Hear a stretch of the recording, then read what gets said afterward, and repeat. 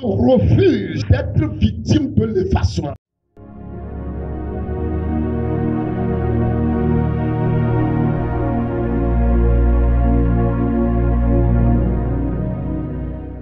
Jérémie chapitre 11, verset 18 et 19.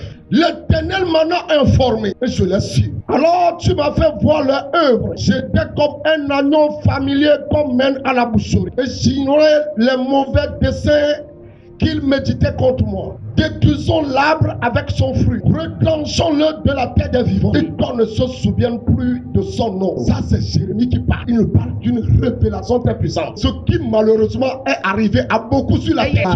Ce qui allait lui arriver aussi s'il n'était pas conscient, s'il n'était pas un homme qui prie. Cela est arrivé à plusieurs. Et cette année-là, c'était Jérémie qui était fixé par l'ennemi. On va l'effacer aussi.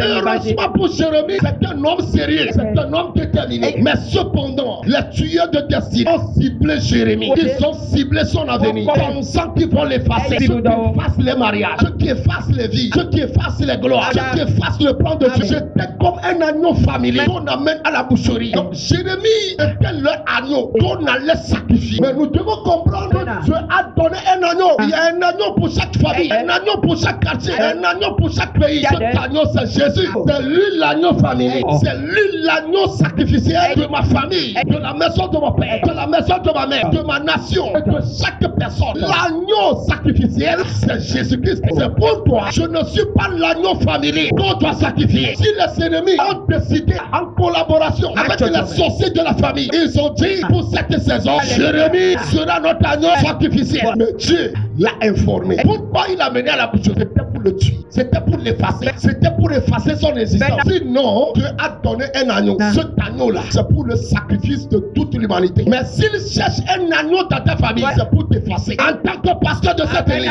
ils ne pourront pas t'effacer. Quel que soit leur grade, en vertu de l'autorité que le Seigneur m'a confiée, je déclare, tu n'es pas l'agneau sacrificiel. Tu n'es pas l'agneau sacrificiel. Tu n'es pas l'agneau de la maison de ton père, de ton village, de ta préfecture, de ton quartier, de ton canton, de celui de ta ville. Tu n'es pas l'agneau sacrificiel. Jésus a pris ta place. À la mort, Jésus a pris ta place. C'est pourquoi toi tu vivras. Tu vivras. Tu vivras. Il y a des personnes qui sont debout comme ça. On les a effacées. Les femmes sont dans la maison de Marie, mais on les a effacées. Dans ce mariage-là, elles ne sont pas là. Elles ne comptent pas. Il y a des chances. Vous allez voir la boutique. Mais en réalité, la boutique est effacée. Les noms qui sont effacés. Les couleurs qui sont effacées. Les destinées qui sont effacées.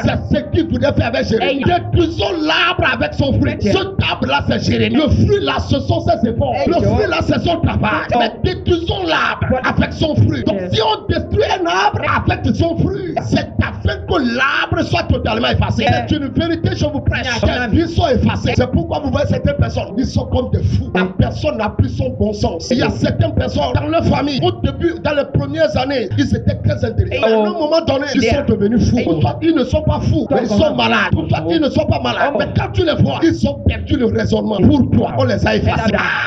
On les a effacés. Ce grand homme, cette grande personnalité, ce grand évangéliste, ce grand apôtre, ce grand dirigeant qui a commencé à émerger, on a vu sa gloire. On l'a effacé. On l'a effacé. Je déclare, si on t'a effacé, tu reprends ton bon sens. Je dis, tu reprends ton bon sens. En vertu de l'autorité que Dieu va donner, que Christ va conférer en tant que son canal. Reprends ta position. Reprends ta place. Amen. Reprends ta place dans le mariage.